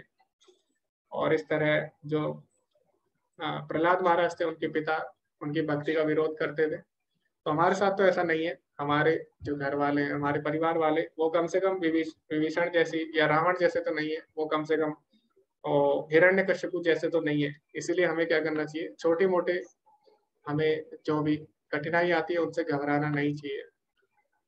तो विरोध करने वाले लोग हमेशा रहते हैं। वो जी आप अपनी भक्ति करिए। हरे कृष्णा निशा माता जी। हरे कृष्ण प्रभु जी, अब आ रही है मेरी आवाज? जी माता जी। प्रभु जी, मेरा प्रश्न था कि हम भागवत गीता को आप जैसे बोलते हो, प्रसाद को प्रसादम क्यों बोलते हो, भागवत गीता को भागवतम क्यों बोलते हो, माँ क्यों लगा रहे लास्ट में?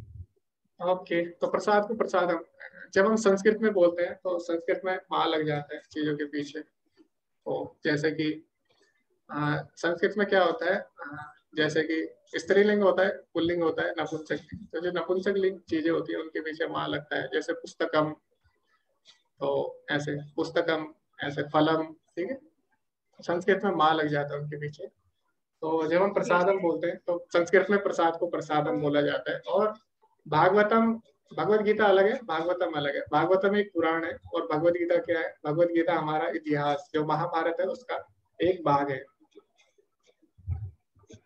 भागवतम अलग है माता जी, श्रीमद् भागवत। तो हमें इसको भागवतम बुलाना चाहिए?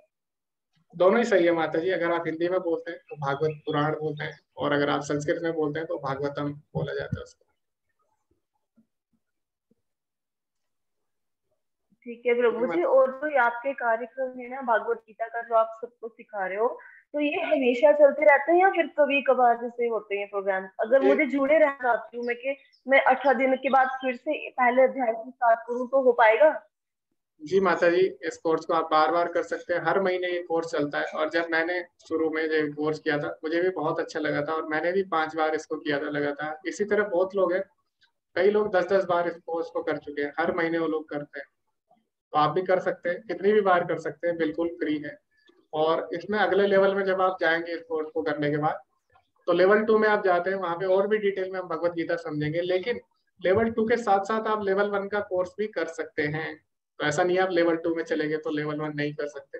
आप उस कोर्स को भी फ्री में कर सकते हैं, इस कोर्स को भी आप फ्री में कर सकते हैं माता जी, कितनी भी बार कर सकते हैं आप।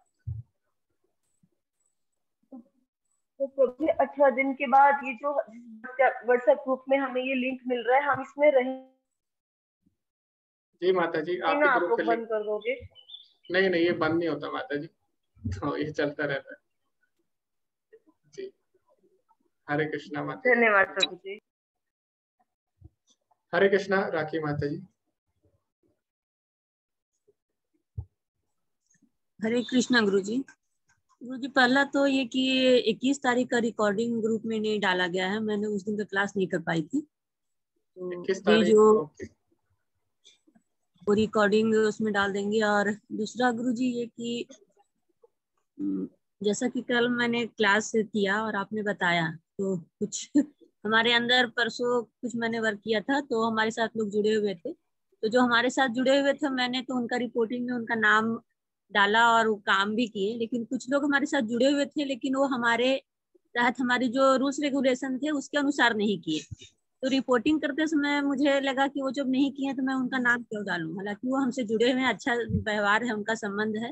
लेकिन जब कल मैंने क्लास किया और उसमें आपने बताया कि प्रभु कृष्ण कहते हैं कि वो अज्ञानी हो या ज्ञानी, जो हमसे जुड़ा हुआ है मैं सभी को करता हूँ, मैं उसमें कोई भेदभाव नहीं करता हूँ। तो मुझे लगा कि भले वो हमारे काम तो वो किए ही है, योग तो वो करवाए ही, भले वो हमारे बैनर के तहत नहीं करवाए, काम तो वो किए हैं। तो मैंने उनका भी नाम रिपोर्टिंग में डाला और भेजा। लेकिन अब मन में ये चीज है कि अब वहां से जो भी मेरे रिपोर्टिंग के अनुसार ही वहां से आएगा उनका पत्र, तो फिर मैं उनको दूंगी। तो कहने का मतलब मेरे अंदर ये है कि मैं वो नहीं किया तो मैं एक तरह से गलत तो नहीं कर रही हूँ कि वो हमारे ये में नहीं किया, मैं अपनी संस्था के साथ में गलत ये कर रही हूँ कि मुझे नहीं करना चाहिए इस तरह से जो किए नहीं, और फिर मैं उनके एवज में उनका सर्टिफिकेट दूंगी इस कार्य के लिए। जी माता जी, तो भगवान सब पे दया करते हैं, इसका मतलब ये नहीं है कि भगवान दया करना अलग है माता जी। तो जैसे माता है, तो माता क्या करती है जब बच्चा गलत काम करता है, या गुरु क्या करता है जब शिष्य गलत काम करता है, तो गुरु शिष्य की कमियां निकालता है, और माता भी क्या करती है अपने जो अगर पुत्र है अगर वो गलत काम करते हैं तो उनको उसकी सजा भी देती है माता। ठीक है, तो इसका मतलब ये नहीं है माता उनसे प्रेम नहीं करती। तो दया हमेशा जरूरी नहीं है, दया करना मतलब किसी को हम सपोर्ट कर रहे हैं गलत कामों में तो वो दया नहीं होती। कभी कभी हमें स्ट्रिक्ट होना पड़ता है, और कभी कभी अगर कोई गलत कर रहा है तो हमें गलत बोलना पड़ेगा उसको। तो ये भी एक तरह की दया है, ताकि आगे जाके वो लोग गलत कार्य से बच सके। तो दया मतलब हमेशा यही नहीं होता कि आप किसी को सपोर्ट कर रहे हैं, कोई भी कुछ भी काम कर रहा है तो ऐसा दया नहीं होता है। जैसे माता पिता दया कैसे करते हैं बच्चे पे, अगर वो गलत काम करता है तो उसको डांट कर उस पर दया करते हैं, इसी तरह गुरु भी दया कैसे करते हैं शिष्य पे, उनको डांट कर। ठीक है, तो इसी तरह अगर कोई गलत काम कर रहा है तो दया मतलब ये नहीं है हम उनका सपोर्ट करें, वहां पे हमें उनको गलत बोलना चाहिए। ठीक है माता जी, जी धन्यवाद। धन्यवाद। हरे कृष्णा। तो जैसे अर्जुन है, अभी अर्जुन ने क्या बोला कि मैं युद्ध नहीं करूंगा, हमें दया करनी चाहिए, लेकिन भगवान बोले दया मतलब ये नहीं है कि कोई गलत काम कर रहा है तो आप उन्हें सपोर्ट करें। दया करना मतलब ये है कि आगे से वो लोग गलत काम नहीं कर रहे। तो इसीलिए भगवान बोलते हैं अर्जुन को कि वास्तव में दया किस पे करनी है, आत्मा पे करनी है, जिसपे आत्मा का कल्याण हो। तो अभी हम लोग क्या कर रहे हैं, शरीर पर दया कर रहे हैं, और वास्तव में लेकिन हम शरीर नहीं है, तो इसीलिए हमें आत्मा पर दया करना है। और आत्मा पर दया कैसे होगी, जब वो लोग अच्छे काम करेंगे। तो इसीलिए भगवान अर्जुन को बोल रहे हैं युद्ध करने के लिए, क्योंकि दया वास्तव में आत्मा पर करनी है। हरे कृष्णा। हेमा माता जी। हरे कृष्णा प्रभु जी। जी माता प्रभु जी। जी मैंने इस समय भगवत गीता पढ़ना शुरू किया है, आज दूसरा दिन है। और जब मैं इसको पढ़ती हूँ तो मेरे जो श्लोक है वो संस्कृत में है सारे, तो उसको हम सही से उच्चारण नहीं कर पाते हैं। तो मेरे दिल में पूरे दिन ये चलता रहता है कि मैंने गलत पढ़ दिया, मैंने गलत पढ़ दिया। तो क्योंकि मैं आपको पढ़ते सुनती हूँ तो बहुत ज्यादा अच्छा लगता है मुझे, और मैं चाहती हूँ कि आपकी तरह पढ़ पाऊँ, आपकी तरह कभी बन पाऊँ मैं। लेकिन प्रभु जी मुझे ये पूछना है कि इससे मतलब मुझे क्या करना चाहिए, मतलब मैं तो नहीं पढ़ पा रही हूँ ना उसको, आपके पास हिंदी में तो भगवत पढ़ गीता लेती हूँ। कौन सी भगवत गीता है माता जी आपके पास? यथारूप तो यथारूप ये जो था। आपके यहाँ है, इस्कॉन से ही मंगाई है मैंने। जी जी, तो आपको संस्कृत पढ़ने में समस्या आती है माता जी? तो हाँ, तो हिंदी अर्थ तो पढ़ती हूँ मैं, लेकिन मैं संस्कृत पढ़ने के बाद पढ़ रही हूँ, तो अभी तो बहुत उच्चारण। इनिशियल स्टेज पे हूँ। जी जी, बट मैं तो ये जानना चाहती हूँ, गलत होता है तो उससे कोई दिक्कत तो नहीं है? जी माता जी, आप अभ्यास करते रहिए, क्योंकि भगवान भक्ति में हमारे प्रयास देखते हैं, और भगवान जरूर आपको बुद्धि देंगे जैसे कि भगवान ने बताया अभी। तो आप प्रयास करते रहिए, और आप वेदा बेस पे जा सकते हैं। वेदा बेस एक वेबसाइट है, हाँ, इसको उनकी वेदावेश। वहाँ पे आप, हाँ वहाँ पे इंग्लिश में भी दिए हैं उच्चारण, तो आप हाँ वो देख सकते हैं वहाँ पे। तो मैं आपको ठीक लिंक है भेज प्रभु। दूंगा चैट में। वेदा बेस पे ठीक है, इंग्लिश में भी उच्चारण आप देख सकते हैं, वहाँ से आप कर सकते आप लिंक भेज देंगे ग्रुप पे? हैं। जी माता जी, मैंने भेज दिया, आप वेदा बेस पे जाइए, वहाँ पे इंग्लिश में भी संस्कृत में लिखे हैं श्लोक, तो आप वहाँ से देख के अच्छा इसका उच्चारण सीख सकते हैं। ठीक है, ठीक है प्रभु जी। जी माता जी, हरे ठीक है, कृष्ण। हरे कृष्णा प्रभु जी।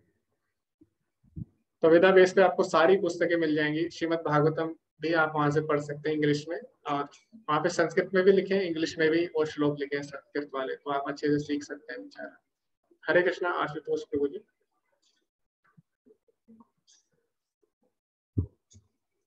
हरे कृष्णा प्रभु जी, आप अनम्यूट करिए।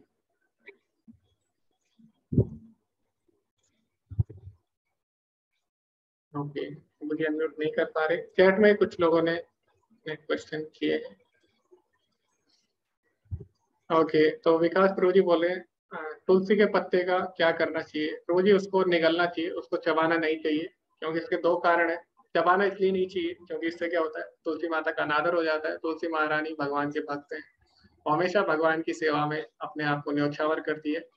तो हम क्या करते हैं, उनके पत्तों को चबाते नहीं है, हमें प्रयास करना चाहिए कि हम निकले। दूसरा एक और कारण है, तुलसी के जो पत्ते होते हैं उसमें मरकरी होती है, तो जब आप चबाते हो तो उससे क्या होता है, आपके दांत खराब हो जाते हैं। तो इसीलिए दोनों कारण है, तुलसी के पत्तों को चबाना नहीं चाहिए, आप उनको निगल सकते हैं। और जब आप निकलते हैं तो आप पानी पी सकते हैं या फिर उसके बाद आप भोजन ले सकते हैं, ताकि आसानी से वो गले के नीचे चले जाए।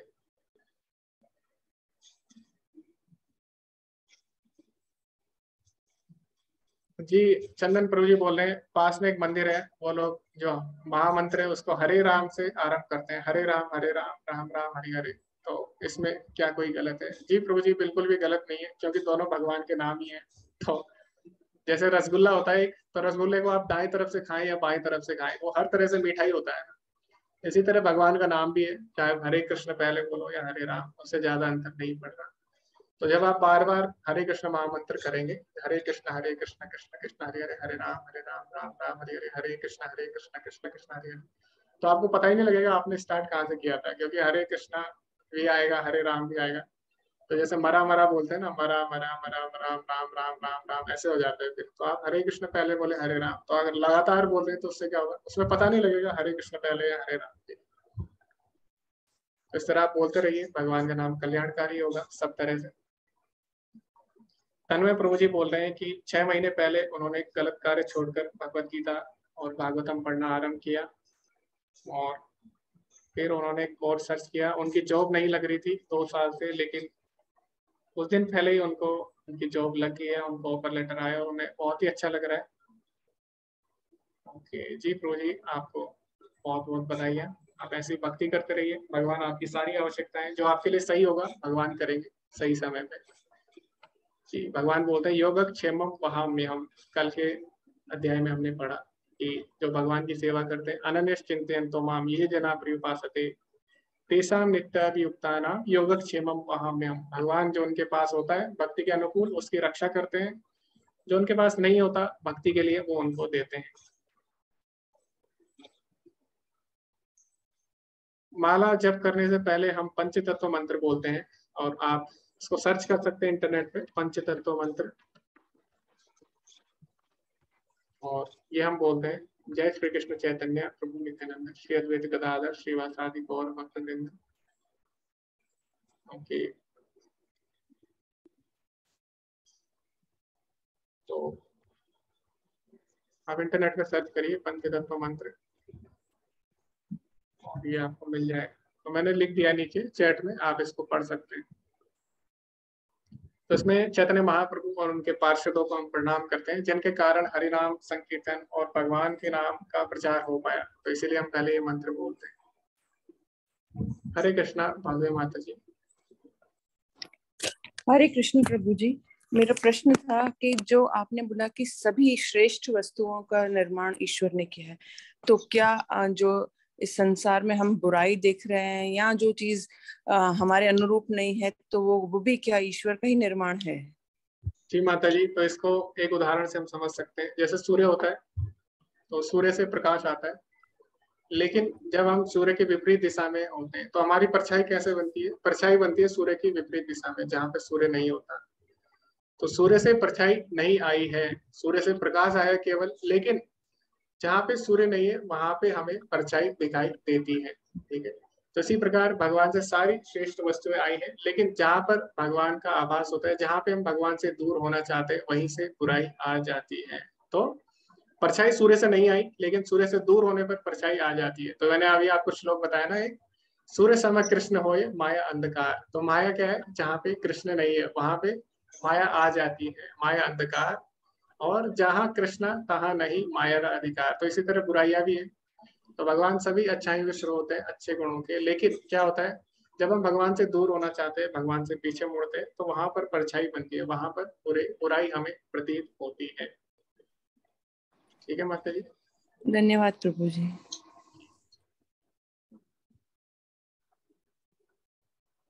तो जैसे जैसे परछाई सूर्य से नहीं आ रही है, सूर्य से केवल प्रकाश ही आ रहा है, लेकिन जहाँ पे सूर्य नहीं है, जहाँ से हम सूर्य से दूर हो रहे हैं, जहाँ पे हम पीछे मुड़ते हैं, वहां पे परछाई बन जाती है। इसी तरह भगवान से सारे अच्छे गुण आते हैं, भगवान दिव्य गुणों के स्रोत है, लेकिन जहाँ पे हम भगवान से दूर होना चाहते हैं, वहां पे हमें माया दिखाई देती है।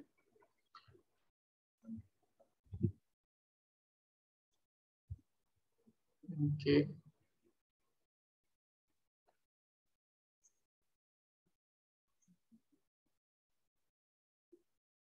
हरे कृष्णा सुधीर प्रभु जी। गुरु जी प्रणाम। जी हरे कृष्ण प्रभु जी।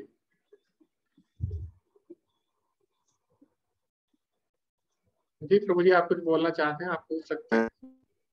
आपकी आवाज नहीं आ रही है सही से। हरे कृष्ण।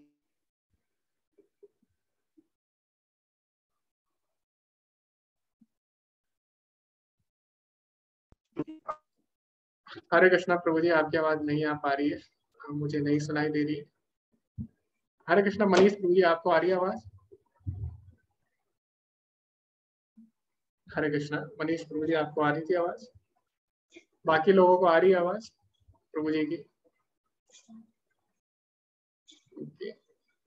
तो पूनम माता जी बोल रही है कि कई लोग भगवान को कलयुग में प्रेमी के रूप में पूछते हैं, तो क्या वो सही है? जी माता जी, भगवान को हम किसी भी रूप में, किसी भी रस में चाह सकते हैं। रूप तो एक ही होता है भगवान का, सच्चिदानंद।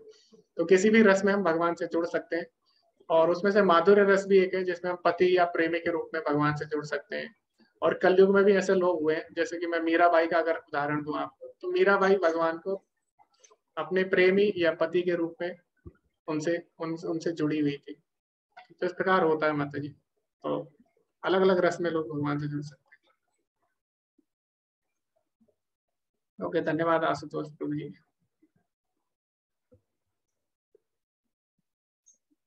जी प्रेमलता माता जी, ऐसा हम नहीं कर सकते क्योंकि मंदिर की तरफ से कुछ रेस्ट्रिक्शंस हैं, उनके कारण हम नहीं कर सकते। लेकिन आप एक कोर्स करते रहिए, तो इस कोर्स के थ्रू ही हम जुड़ सकते हैं। तो जब भी आप एक कोर्स करेंगे तो हम सब एक साथ रहेंगे उसमें।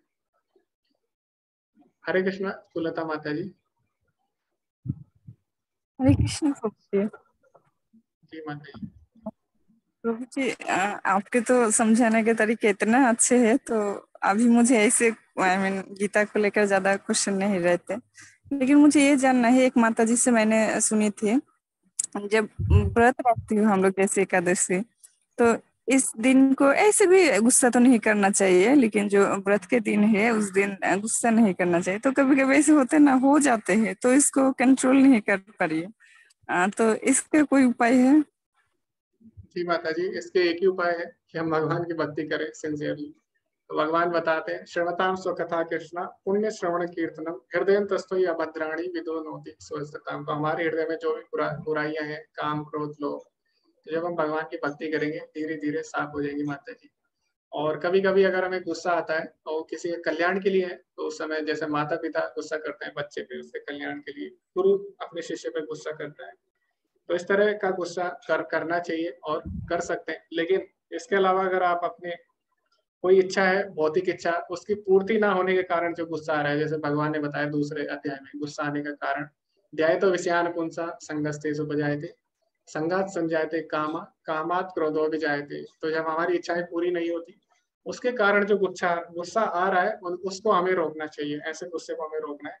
और इसका एक ही तरीका है माता जी, आपको जब भी गुस्सा आए तो उस समय आप कुछ भी ना बोलें, कुछ भी रिएक्ट ना करें, क्योंकि उस समय भगवान बताते हैं कि हमारी बुद्धि का नाश हो जाता है, हम कुछ भी सोच नहीं पाते। ठीक है, तो क्रोधात भवति सम्मोहा, क्रोध से क्या होता है, हमारी बुद्धि सम्मोहित हो जाती है। तो उस समय आप कोई भी निर्णय ना लें, कुछ भी आप ना बोले, कुछ भी ना करें, तो इससे क्या होगा, बाद में बहुत नुकसान होने से, बहुत बड़ा नुकसान होने से बच जाएगा। तो गुस्सा सहना सीखिए, और इसको हम नियंत्रण नहीं कर सकते गुस्से को, इसको लेकिन हम सह सकते हैं कुछ देर के लिए। ठीक है माता जी, तो इसका आप प्रयास करते रहिए, तो जरूर ये कंट्रोल में आ जाएगा धीरे धीरे।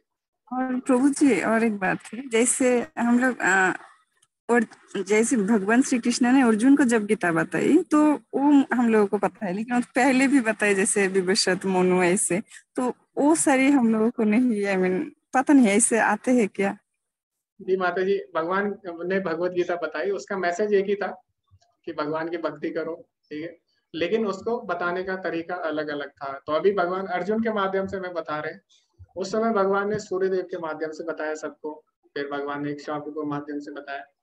तो इस तरह मैसेज सबका सेम ही था, लेकिन बताने का तरीका अलग अलग था। जैसे कि आप अगर पढ़ाई करते हैं, बचपन में हम देखते हैं गणित पढ़ते हैं, तो गणित पढ़ते हैं तो हम क्या होता है, फॉर्मूला वही होता है, लेकिन हर टीचर उसको अलग अलग तरीके से समझाते हैं ना, सबका तरीका अलग अलग होता है समझाने का, अलग अलग उदाहरण देते हैं।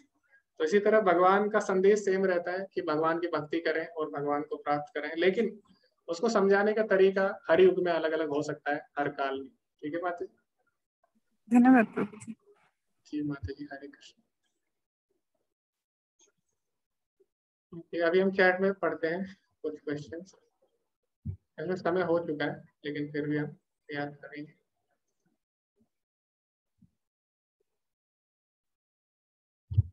निर्मल प्रभु जी बोल रहे हैं, पूर्वजों की पूजा का क्या तरीका ठीक है? नित्य अमावस्या उनकी तस्वीर घर आदि में कहाँ रखना उचित होगा? जी प्रभु जी, तो अर्जुन यही पूछता है कि मैं अपने पूर्वजों को कैसे खुश रख पाऊंगा? अगर हमारा वंश का नाश हो जाएगा तो हमारे पूर्वजों को जल कौन देगा, पिंड दान कौन करेगा? तो भगवान क्या बोलते हैं अर्जुन से? भगवान बोलते हैं, त्रैगुण्य विषया वेदा निस्त्रय गुण्यो भवार्जुना निर्द्वंद्व नित्य सत्वस्तु निर्योग क्षेम आत्मावान यावानात उत्पाने सर्वथा संप्लुतोदके तावान सर्वेषु वेदेषु ब्राह्मणस्य विजानता। तो भगवान बोलते हैं वेदों का तात्पर्य क्या है? भगवान की सेवा करना। तो जब हम वेदों के तात्पर्य को जान जाते हैं, भगवान की सेवा करते हैं, तो उससे क्या होता है, सभी हमारे जो भी पूर्वज है सारे तृप्त हो जाते हैं। तो आपने देखा होगा श्राद्ध में भी हम क्या करते हैं, श्राद्ध में भी हम भगवान को पहले अर्पित करते हैं, फिर उसके बाद उस प्रसाद को हम अपने पितरों को अर्पित करते हैं। तो वहां पे भी हम क्या कर रहे हैं, भगवान को अर्पित कर रहे हैं, फिर वो प्रसाद हम पितरों को अर्पित कर रहे हैं। तो यानी अगर हम भगवान को संतुष्ट कर लेते हैं तो उससे हमारे पितरों को भी संतुष्टि मिल जाती है। तो इसीलिए भगवान के भक्त क्या करते हैं, हमेशा भगवान को प्रसाद लगाते हैं। तो वो किसी दिन का क्या करते हैं, प्रतीक्षा नहीं करते। तो जब आप भगवान को प्रसन्न कर लेते हैं, आपके पूर्वज भी प्रसन्न हो जाते हैं। तो जब आप भगवान की भक्ति करते हैं तो आपके पूर्वजों को भी उसका लाभ मिलता है। तो जो श्रीमद् भागवतम है उसमें तो बोला गया है कि जैसे प्रहलाद महाराज है, तो वो बोलते हैं कि भगवान उनसे बोलते हैं तुम्हें क्या चाहिए? तो प्रहलाद महाराज बोलते हैं हम तो असुर हैं, हम तो कुछ ना कुछ मांगते ही रहते हैं, तो मुझे आप ये आशीर्वाद दीजिए कि मैं आपसे कुछ भी ना मांगू। तो इस तरह वो भगवान से बोलते हैं। और साथ ही साथ भगवान बोलते हैं ठीक है तुमने ऐसा बोल दिया। और फिर प्रहलाद महाराज बोलते हैं लेकिन मेरे जो पिता हैं उन्होंने बहुत पाप किए हैं, तो उनका क्या होगा? तो भगवान बोलते हैं जब कोई भक्ति करता है तो उसके जो भी पूर्वज है सबको मैं तार लेता हूँ। ठीक है, तो जब आप भगवान की भक्ति करते हैं तो उससे ना केवल आपका कल्याण होता है बल्कि आपके जो भी पूर्वज हैं, जो भी आपसे जुड़े हुए सभी का कल्याण भगवान करते हैं। तो भगवान ने क्या किया, जब कालिया मर्दन लीला की तो भगवान ने कालिया के सर पर नृत्य किया। तो उसके बाद जो कालिया की पत्नी है, कालिया की बहुत सारी पत्नियां थी, तो सारे भगवान के पास आती है। वो बोलती है कि भगवान हम तो आपकी भक्त हैं, तो आप हमारे पति को छोड़ दीजिए। भगवान बोलते हैं ठीक है, तो भगवान उनको छोड़ देते हैं। तो उसके बाद जो कालिया की पत्नियां हैं वो बोलती है भगवान से कि भक्ति तो हमने आपकी की थी, लेकिन आपने अपने चरण कालिया के सिर पे क्यों रखे, आपने कालिया का उद्धार क्यों किया पहले? तो भगवान यही बोलते हैं कि भगवान बोलते हैं मैं अपने भक्तों का तो कल्याण करता ही हूँ, लेकिन जो मेरे भक्त के परिवार वाले हैं उनका भी मैं कल्याण करता हूँ। तो कालिया बहुत बुरा सर्प था, लेकिन क्योंकि उसकी पत्नियां जो थी वो भगवान के भक्त थी, इसीलिए कालिया का भी उद्धार हो गया। तो इसी प्रकार हम भगवान की भक्ति करते हैं। तो शास्त्रों में ऐसा आता है हमारे घर में अगर कुत्ता भी है उसको भी भगवान देख रेख करते हैं। तो अगर आप भगवान की भक्ति करते हैं तो आपको पितरों की चिंता करने की आवश्यकता नहीं है। उसके बाद भगवान आपके पितरों तक का कल्याण करते हैं। ठीक, ये था प्रभु जी। तो इसलिए आप चिंतित मत होइए, भगवान की भक्ति करिए, भगवान को भोग लगाइए, आपके पितर भी आपसे प्रसन्न हो जाएंगे। जी सुधीर प्रभु जी, आपकी आवाज नहीं आ पा रही आज और आपको हम नहीं सुन पा रहे, आप हिमाचल में। जी प्रभु जी, हरे कृष्णा। जी माता जी, सुलता माता जी का क्वेश्चन हो गया। ओके, सुधीर प्रभु जी की आवाज नहीं आ पा रही। जी प्रभु, मेरा तो हो गया। जी माता जी। ओके, तो अभी हम आज का जो अध्याय है उसको यहीं पे विराम देते हैं। कल हम विराट रूप के बारे में भगवान की जानेंगे और भगवान अपने अन्य स्वरूप भी प्रदर्शित करेंगे। आप सब बने रहिए। धन्यवाद आप सबका जुड़े रहने के लिए अंत तक। अभी हम वैष्णव प्रणाम मंत्र बोलेंगे और आज का जो सत्र है उसको यहीं पे समाप्त करेंगे। हरे कृष्णा। ध्रुव, आप वैष्णव प्रणाम मंत्र बोल सकते हैं।